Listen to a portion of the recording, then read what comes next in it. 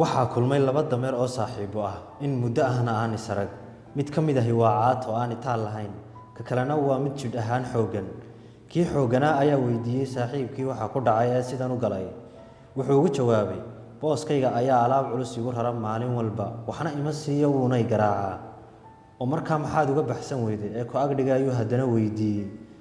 dameerkii ayaa ugu warceliyey booskaygu wuxuu ubad ka haystaa hal gabadhaasna sideedu garaacaa weliba markuu garaacayo wuxuu ku dhahaa haddii aad mar dambe sidan samayso ama sidaas samayn weydo dameerkanaan kuu guurinayaa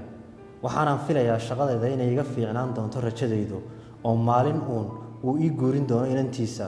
waana sababta aan u baxsan waayey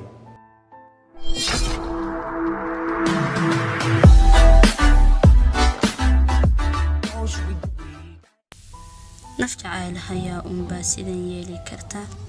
jacaylku waa waxa dulqaadka ku bara markaad wax jeclaatid waxaad noqonaysaa ruux degan oo samir badan